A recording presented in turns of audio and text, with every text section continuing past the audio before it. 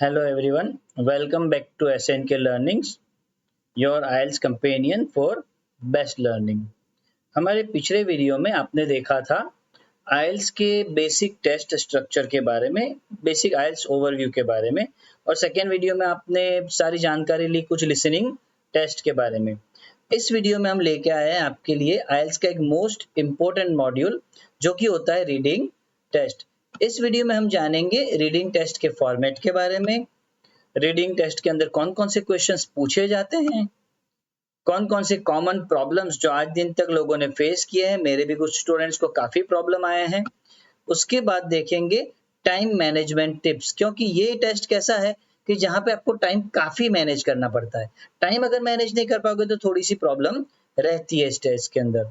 इसके बाद डेफिनेटली कुछ प्रो टिप्स दूंगा मैं आपको ताकि आप अच्छे से बैंड्स अचीव कर सको इस टेस्ट के अंदर। और लास्ट के अंदर मैं आपको कुछ ऐसे एडिशनल रिसोर्सेज बताऊंगा ऑथेंटिकेट वाले प्रैक्टिस के लिए, जहां पे जाके आप अच्छी सी प्रैक्टिस कर सकते हैं। तो विदाउट आपका टाइम वेस्ट किए चलिए शुरू करते हैं आज के इस वीडियो को। मैं रिक्वेस्ट करूंगा कि इस वीडियो में लास्ट तक बने रहना, बिकॉज पूरा वीडियो बहुत इंपॉर्टेंट होने वाला है। एक एक चीज आपको डिटेल में यहाँ पे जानने को मिलेगी, और अगर आप लास्ट तक बने रहते हो तो आपका नॉलेज काफी एनहांस होने वाला है। तो अगर आपको ये वीडियो अच्छा लगे तो दोस्तों के साथ शेयर जरूर कीजिए। चैनल को मेरे सब्सक्राइब नहीं किया है तो डेफिनेटली सब्सक्राइब कर लीजिए। बेल आइकन भी प्रेस कीजिए ताकि अपकमिंग इस आइल्स टेस्ट सीरीज के जितने भी वीडियोस है उसका नोटिफिकेशन आपको टाइम पे मिलता रहे। चलिए गाइस, तो पहले देखते हैं इस रीडिंग टेस्ट के फॉर्मेट के बारे में। ये जो रीडिंग टेस्ट होती है, मेरे प्रीवियस वीडियोस में अगर आपने देखा हो तो पता चला होगा बेसिकली कि दो मॉड्यूल उसके अंदर, इस मॉड्यूल के अंदर भी वापस दो मॉड्यूल होते हैं कि भाई एकेडमिक की जो रीडिंग टेस्ट है वो अलग होती है, जनरल की जो रीडिंग टेस्ट है वो अलग होती है, क्योंकि दोनों के क्या है पर्पस अलग अलग है। एक आपको देनी होती है आपकी फर्दर एकेडमिक स्टडीज के लिए, और दूसरी देनी होती है आपको वर्क, अगर वर्क वीजा, वर्क पीआर ऐसा कुछ वहां पे चाहिए तो दोनों के अंदर ही बेसिक बेसिक चीजें काफी अलग होती है। देखो दोनों के अंदर कुछ चीजें सेम है। जैसे अगर हम बात करें दोनों की, तो सबसे पहले टाइम, तो टाइम दोनों को ही आपको 60 मिनट का अलॉट किया जाएगा। दोनों के अंदर आपके पास एक्स्ट्रा टाइम नहीं रहेगा ट्रांसफर अपने आंसर्स करने के लिए। जो हमने देखा था लिसनिंग के अंदर, अगर आप लिसनिंग पेपर बेस्ड देते हो तो आपको 10 मिनट एक्स्ट्रा मिलता है अपने आंसर को ट्रांसफर करने के लिए। यहाँ पर रीडिंग में ऐसा कुछ देखने को मिलेगा नहीं, आपको टोटल 60 मिनट के टाइम मिल जाएगा, कोई एक्स्ट्रा टाइम है नहीं। बट इतना अच्छा है कि यहाँ पे कोई ऑडियो नहीं है, जो भी आपके सामने है देख के आपको सारे आंसर देने होते। टोटल आपको इस पूरे के पूरे मॉड्यूल के अंदर 40 क्वेश्चंस मिलेंगे, जो आपको आपके पेपर बुकलेट के अंदर मिल जाएंगे, जहां पे आप कोई भी पैसेज का आंसर पहले कर सकते हो। अब और डिटेल में अंदर देखते हो तो आपको और पता चलेगा। अब एकेडमिक रीडिंग के बारे में अगर मैं बात करूं, क्योंकि देखो मैंने बताया पहले एकेडमिक अलग होता है, जनरल ट्रेनिंग का रीडिंग अलग होता है। एकेडमिक रीडिंग में क्या होता है, आपको तीन बड़े बड़े पैसेज देते हैं। कोई बुक से होगा, साइंटिफिक बुक से होगा, एकेडमिक बुक से होगा, जर्नल से होगा, न्यूज़पेपर से होगा। एकेडमिक टॉपिक पे जनरली आपको ये पैसेजेस मिलेंगे। मेक श्योर गाइस, ये पैसेजेस काफी लॉन्ग है। आज दिन तक आपने जो 1 to 12 में या कहीं पे भी दिए देखे होंगे, अनसीन पैसेजेस वगैरह ऐसे नहीं है, कुछ अलग है इसके अंदर। तो इसकी प्रैक्टिस आपको बहुत करनी होती है। जैसे मैंने बताया पैसेजेस आपको बुक, जर्नल, न्यूज़पेपर से मिलने वाले हैं, तो डेफिनेटली एकेडमिक रहने वाले। तो जो भी नॉन स्पेशलिस्ट लोग हैं, जैसे भाई अगर मेरी बात करूं, मान लो मैं मैथ्स का चैंपियन हूं, अगर मुझे मैथ्स का पैसेज मिला तो काफी ईजी रहेगा मेरे लिए। साइंस का मिलेगा तो साइंस के बंदे के लिए ईजी है। अगर कोई इकोनॉमिक बेस पे मिला तो कॉमर्स वाले के लिए ईजी रहेगा। तो कैसा है, अगर आप एकेडमिक में आपका नॉन स्पेशलिटी वाला सब्जेक्ट आ गया तो आपके लिए थोड़ा सा नॉन एक्सेसिबल ये टॉपिक हो जाता है। तो आपको बहुत अच्छे से उसको ध्यान दे के रीड करना होता है। जैसे जैसे आप इस पैसेज के अंदर आगे बढ़ोगे, पहला किया, दूसरा किया, तीसरा किया, आप ये फील करोगे कि हर एक पैसेज आगे जाते जाते डिफिकल्टी लेवल में राइज करता जा रहा है। ये हो सकता है सबका अलग अलग हो, मुझे एज ए ट्रेनर ऐसा लगता है कि हर पैसेज आगे जाते जाते डिफिकल्ट बनता है। बिकॉज आज दिन तक के मेरे एक्सपीरियंस से आपके साथ शेयर कर रहा हूँ। बहुत से स्टूडेंट का खुद का मेरा रिव्यू है ऐसा कि सर जैसे जैसे हम आगे पैसेजेस करते हैं ना, ये पहले से दूसरा थोड़ा सा हैवी लगता है, दूसरे से तीसरा और थोड़ा हैवी लगता है, क्योंकि सबके सब्जेक्ट अलग अलग हो जाते हैं। ऐसा नहीं कि तीनों पैसेज एक ही सब्जेक्ट पे आपको मिले। अब बात करते हैं थोड़ी सी जनरल ट्रेनिंग के बारे में। तो जनरल ट्रेनिंग की रीडिंग के अंदर कैसा है, उसके मुकाबले अलग रहता है। यहाँ पे आपको पैसेजेस नोटिस के फॉर्म में मिलते हैं, एडवर्टीजमेंट के फॉर्म में मिलते हैं, या कोई शॉर्ट फैक्चुअल टेक्स्ट मिलते हैं जो जनरली कैसा है, आपको रियल लाइफ या वर्क रिलेटेड बेसिस पे मिल जाता है। दूसरा, अगर कोई जॉब डिस्क्रिप्शन होगा उसका मिल जाएगा, एचआर की पॉलिसीज के बारे में मिल जाएगा, कोई दूसरी पॉलिसीज है उसका पूरा राइट अप मिल जाएगा। मतलब बेसिकली या तो फैक्चुअल टेक्स्ट मिलते हैं या वर्क रिलेटेड टेक्स्ट मिलते हैं। इस तरह से आपको अलग अलग पैसेजेस मिलते हैं। पैसेज यहाँ पे भी 3 ही मिलेंगे, मेक श्योर, ठीक है। 3 passages 40 questions you need to answer, और एक एक करके आपको आंसर देना है अच्छे से। उसके भी कुछ टिप्स और टेक्निक्स है जो इस वीडियो में आगे जाके आपको मैं बताने वाला हूँ। तीसरा, हर पैसेज यहाँ पे एकेडमिक के कंपैरिजन में लंबा रहने वाला है, मस्ट बी लॉन्गर पैसेजेस रहने वाला है। डिस्क्रिप्टिव ज्यादा रहेगा, आर्ग्यूमेंटेटिव ज्यादा हो सकता है। डेफिनेटली आप डिफरेंशिएट कर पाते हो दोनों ही पैसेजेस के बारे में। अब यहाँ पे आपको जो रिमेंबर रखने वाली बात है, याद रखने वाली बात है, वो क्या है, हर एक क्वेश्चन 1 मार्क का होता है, और आपका जो भी बैंड का स्कोर आता है, जो भी रॉ स्कोर आपका आता है कि भाई आपके 37 मार्क्स आ गए, 32 मार्क आ गए, 39 मार्क आ गए, उसको फिर बैंड में कन्वर्ट किया जाता है। उसके लिए आपको एक अलग से मैं वीडियो देने ही वाला हूँ, जहाँ पे आपको लिंक डिस्क्रिप्शन में बाद में मिल जाएगी। उसके अंदर मैं सारी चीजें बताऊंगा कि अगर रीडिंग में आपके इतने मार्क आए तो उसके सामने आपके बैंड कितने होंगे, लिसनिंग में इतने मार्क आए तो उसके बैंड कितने होंगे, स्पीकिंग में इतने आए तो बैंड कितने होंगे, वो आपको अलग से एक पूरा का पूरा मेरा वीडियो मिल जाएगा। तो मेरा यही कहना है, इस पूरी आईएलटीएस प्रिपरेशन टेस्ट सीरीज के अंदर मेरे साथ बने रहिए, आपको काफी डिटेल के अंदर इंफॉर्मेशन मिलने वाली है, ठीक है। अब कंपैरिजन देख लेते हैं रीडिंग टेस्ट के इस फॉर्मेट का। देखो, एकेडमिक के अंदर पैसेजेस कहाँ पे मिलते हैं, बुक से मिलते हैं, जर्नल से मिलते हैं, न्यूज़पेपर से मिलते हैं, और टॉपिक रहते हैं एकेडमिक के। और जनरल ट्रेनिंग के अंदर कहाँ से मिलते हैं, नोटिस से मिलते हैं, एडवर्टीजमेंट से मिलते हैं, कोई फैक्चुअल टेक्स्ट आ गया, वर्क रिलेटेड टेक्स्ट आ गया, जॉब के डिस्क्रिप्शन से आ गया, कहीं से भी ऐसा आता है, रहता है रियल लाइफ के रिलेटेड। एकेडमिक आपको जनरल में देखने को मिलेगा नहीं।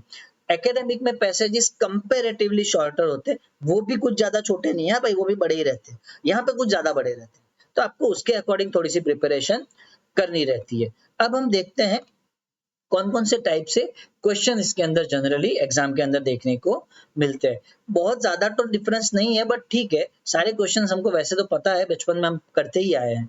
एक रहता है एमसीक्यू, सबको पता है भाई, एमसीक्यू रहता है, एक क्वेश्चन पूछ लेंगे, आपको 3 या 3 से ज्यादा ऑप्शन दे देंगे, आपको कोई भी एक अच्छा ऑप्शन जो आपको लगे वो चूज करके लिखना होता है। दूसरा होता है मैच द हेडिंग्स। सबसे बड़ा पंगा शुरुआत से अपने को यही आता है, हर बच्चे का यही है कि भाई हेडिंग किस तरह से मैं मैच कर सकता हूँ। वो हेडिंग मैच करने का पंगा हमेशा रहता ही रहता है। तो ये आपको बहुत अच्छे से प्रैक्टिस करनी है, जिसके बारे में डिटेल मेरा एक अलग से वीडियो रहने वाला है। स्पेसिफिक अगर बात करूं तो इस रीडिंग पर्टिकुलर मॉड्यूल के बारे में।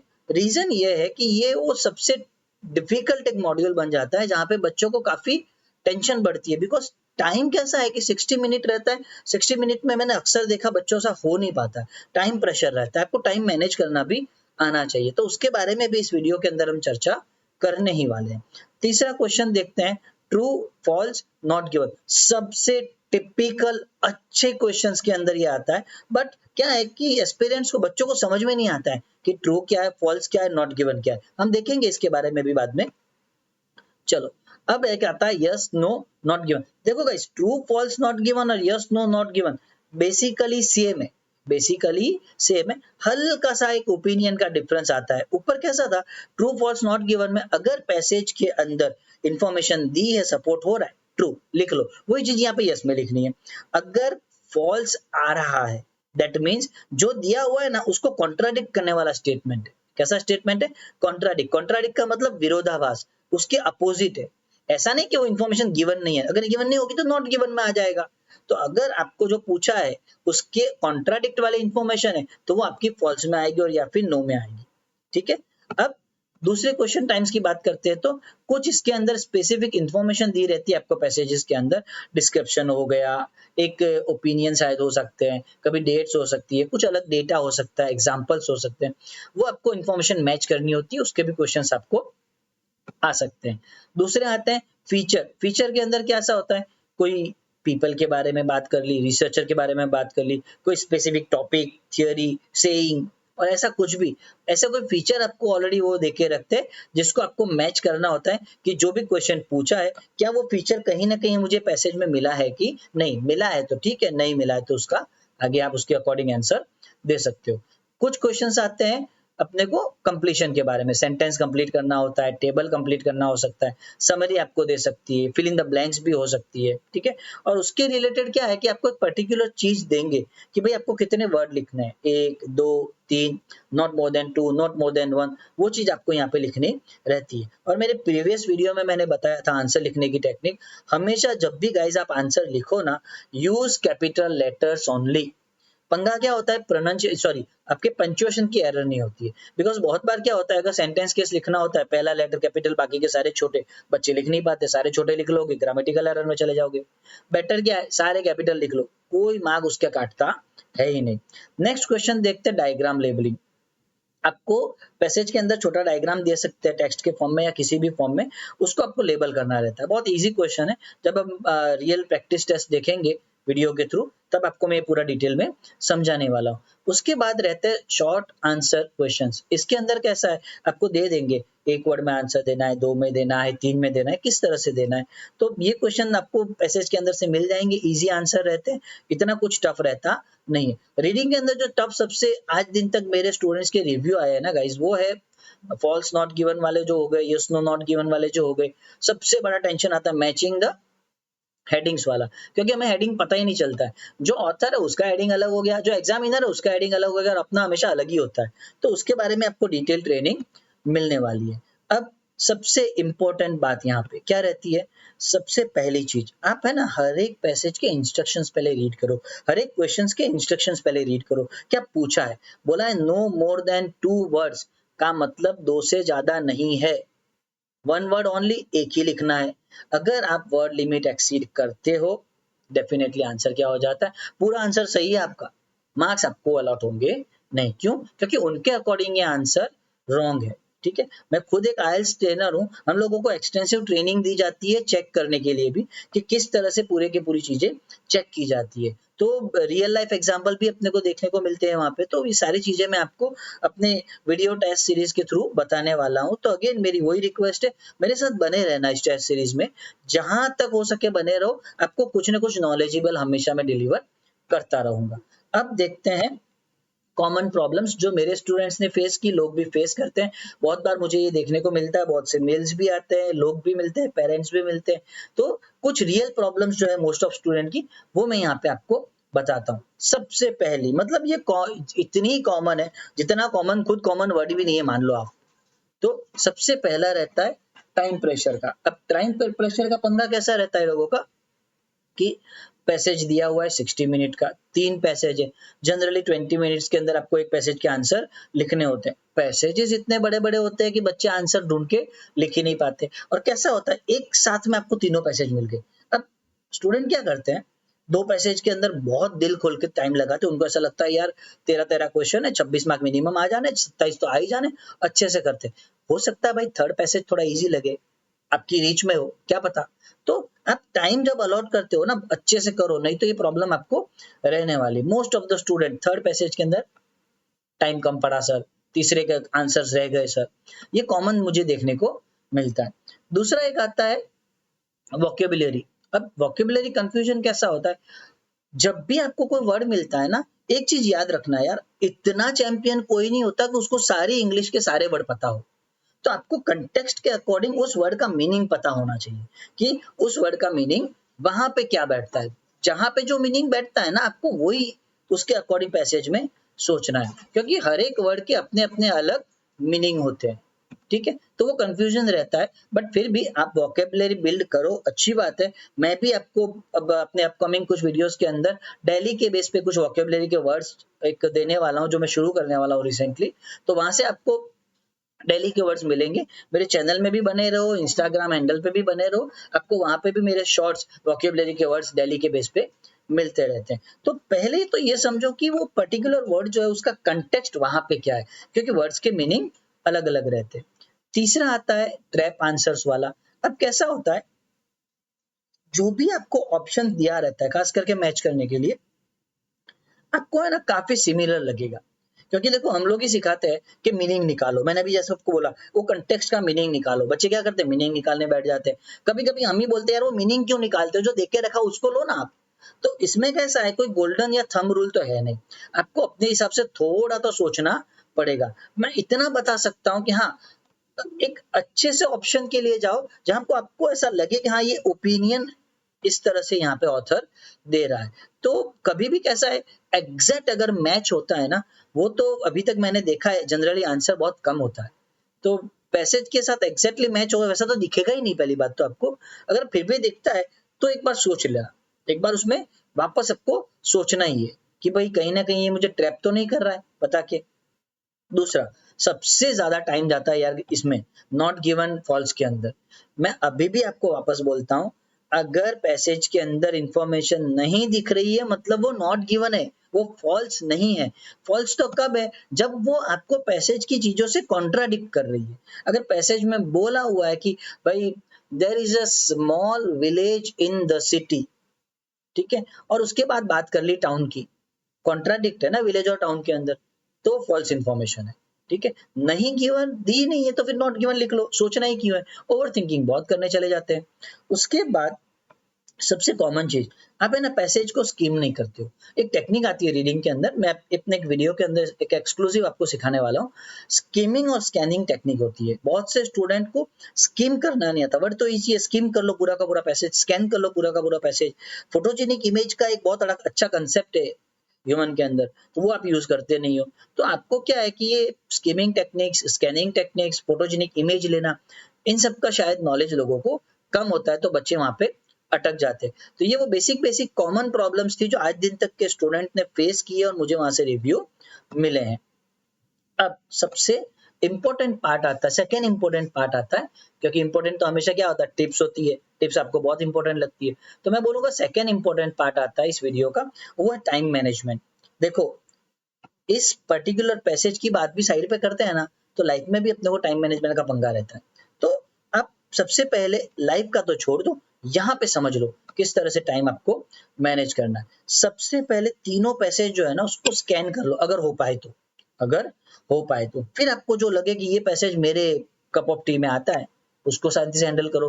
क्यों? क्योंकि जनरली कैसा होता है, देखो मैं खुद वीडियो में बताता हूँ, पहला पैसेज इजी होता है, दूसरा मॉडरेट होता है, तीसरा टफ होता है। लेकिन कुछ बच्चों के अंदर मैंने देखा है कि वो टफ वाले जो टॉपिक होते हैं ना, वो उनके पर्टिकुलर गोल के अंदर आते हैं कि भाई मुझे सर ये टेक्निकल नॉलेज बहुत अच्छा था इसका, तो मैंने थर्ड अटेम्प्ट किया, कोई प्रॉब्लम नहीं।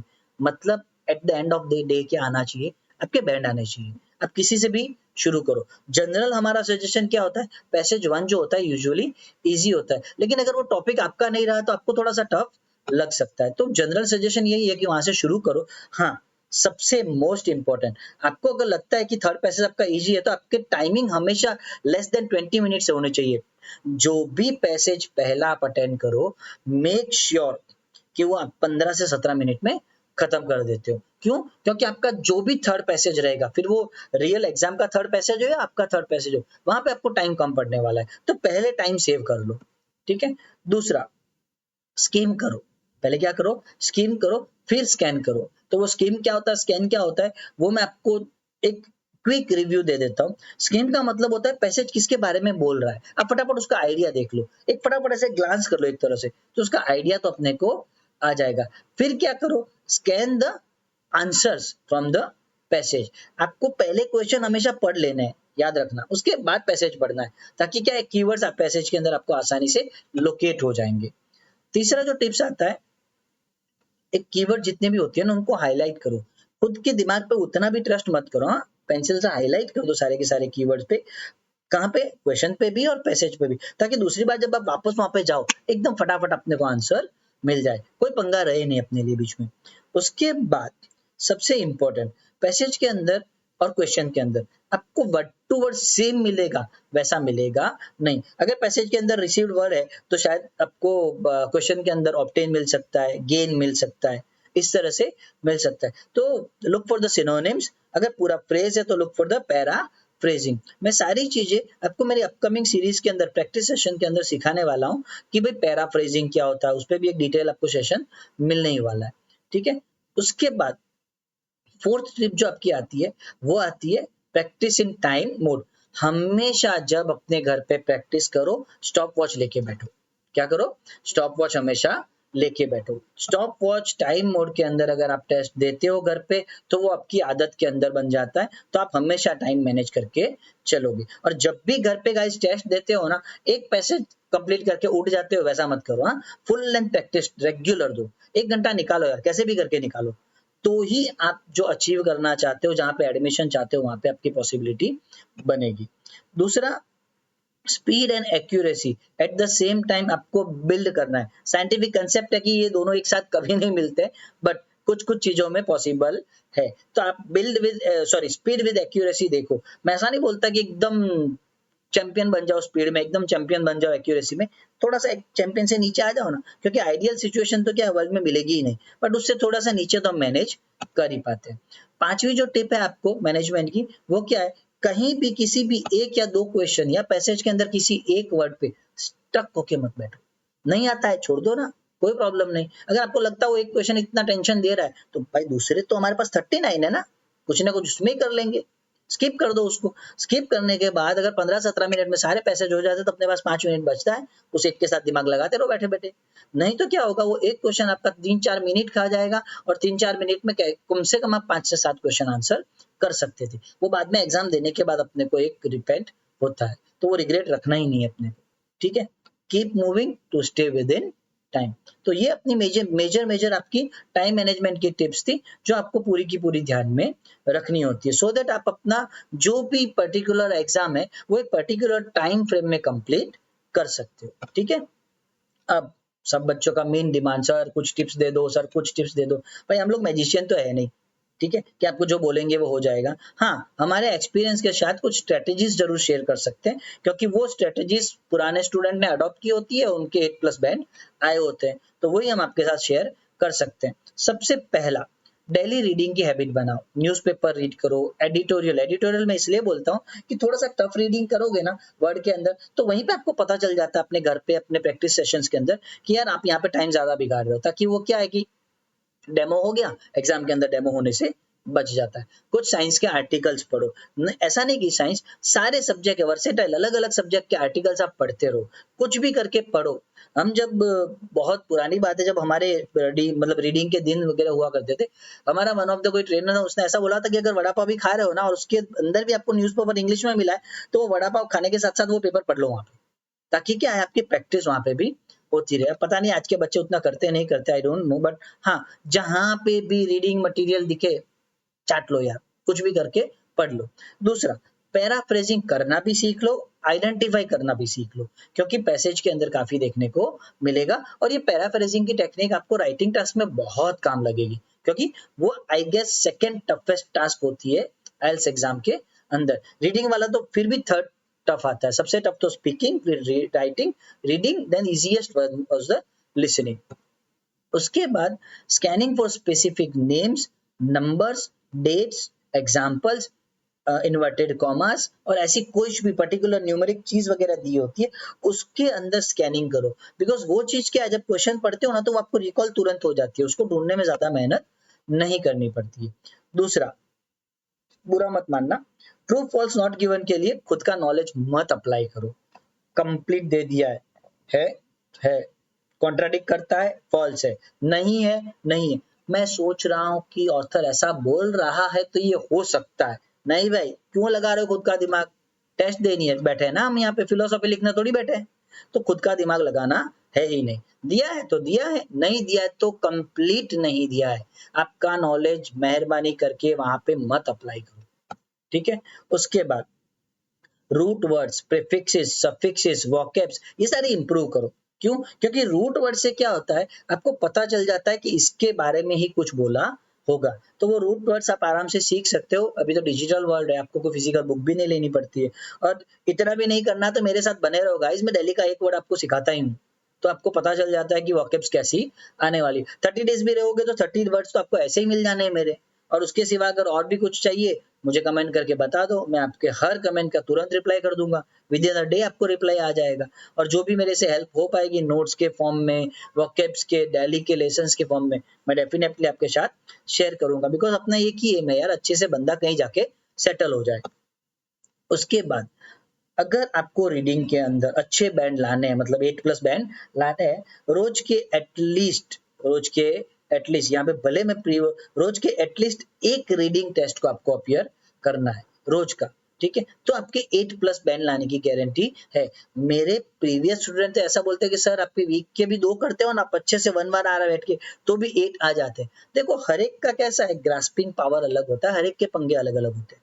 अगर आप रोज का भी एक दे देते हो ना, संडे को निकाल भी दो, जरूरत तो नहीं, फिर भी 6 भी हो गई ना, तो अपना मन मार के भी 4 तो दोगे ही दोगे, तो अपना काम हो जाएगा, ठीक है। उसके बाद आपकी जो भी मिस्टेक्स है उसको या तो खुद रिव्यू करो या अपने ट्रेनर से रिव्यू करवाओ। जहां पे भी आप पढ़ते हो, जहां पे भी यह लगता है कोई ऐसा बंदा है जो आपकी ये चीजें रिव्यू कर सकता है, आपका फ्रेंड, आपका ट्रेनर, आपका घर का कोई मेंबर, उससे रिव्यू कराओ। बहुत बार क्या होता है, लोग मिस्टेक निकालने में बहुत अच्छे होते हैं, तो लोगों को ही दो यार, ये काम खुद मत करो।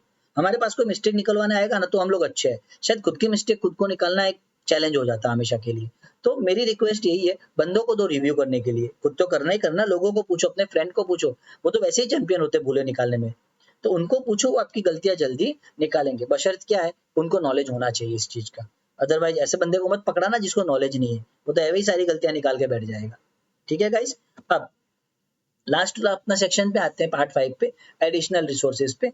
यहाँ पे मैं आपको हमेशा की तरह कुछ एडिशनल रिसोर्सेज शेयर करता हूँ जो बहुत ऑथेंटिकेट है, और मैं अपना खुद का कभी नहीं बताता कि मेरे वहां से रीड करो, ऐसा नहीं है। ऑथेंटिकेट तो भाई हम सब ट्रेनर आईएलटीएस के, तो डेफिनेटली हमारा पहले गुरु ज्ञान ही बताते हैं कि भाई आप आईएलटीएस की 1 से 18 जितनी भी बुक है सारी चाट लो, बराबर। इतना ही करके जाओगे ना तो भी अच्छे बैंड आ जाएंगे। लेकिन कैसा है, बच्चे कैसे होते हैं, ये करने के बजाय दूसरी जगह बहुत फाफे मारते रहते हैं, इधर उधर ये वो, ठीक है, सबके अपने अपने। अगर वो अच्छे नहीं लगते, ब्रिटिश काउंसिल की वेबसाइट पे जाओ, फ्री पेड बहुत सारे चीजें आप वहां पे अवेलेबल हो जाएगी। डेली आर्टिकल आते हैं, आर्टिकल आप सारे के सारे रीड कर सकते हो, बीबीसी न्यूज में हो गए, इकोनॉमिक टाइम्स में हो गए, नेशनल ज्योग्राफी के आर्टिकल्स भी हो गए। यहाँ आजकल तो कैसा है, रीडिंग मटेरियल बहुत मिल जाए, जहां पे भी पढ़ने को मिला, ऑथेंटिकेट डेटा, जर्नल्स का भी पढ़ लो, अच्छे अच्छे मैगजीन्स के भी पढ़ लो। एटलीस्ट आपको क्या है, नए नए वर्ड्स मिलेंगे, कुछ सीखने को मिलेगा, तो वो चीज आपके लिए अच्छी है।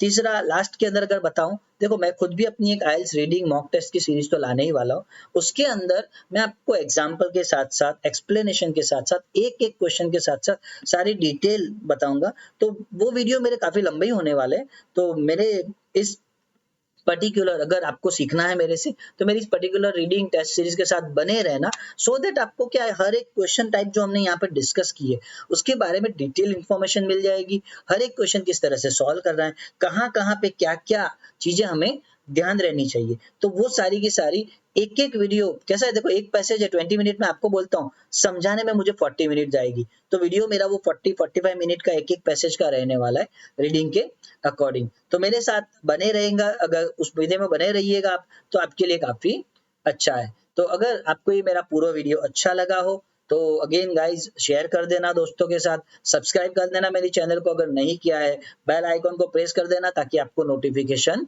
मिलती रहे। और अगर लगा हो कि यार बहुत अच्छा नॉलेज दिया है कमलेश सर ने कुछ, तो एक लाइक तो बनता है गाइज। तो उम्मीद करता हूँ आपको पूरा का पूरा सेशन काफी अच्छा लगा हो। इंटरेक्टिव तो बोल नहीं सकता क्योंकि ये सिंगल साइडेड लेसन था, तो ठीक है। अभी जैसा भी आपको लगा हो, आपके रिव्यूज मुझे कमेंट में जरूर बताना। अगेन गाइस सब्सक्राइब कर लेना चैनल को, नोटिफिकेशन के लिए बेल आइकन प्रेस कर देना, और मेरे नेक्स्ट वीडियो के लिए वापस मेरे साथ बने रहना। अगला वीडियो आपके लिए बहुत ही जल्द आएगा, जिसके अंदर आपको और भी नए मॉड्यूल के बारे में काफी जानकारी मिलेगी। तो ठीक है गाइस, इतना ही था आज के लिए। Thank you very much for watching this video, और आपके पेशेंस के लिए काफी काफी धन्यवाद। Thanks guys.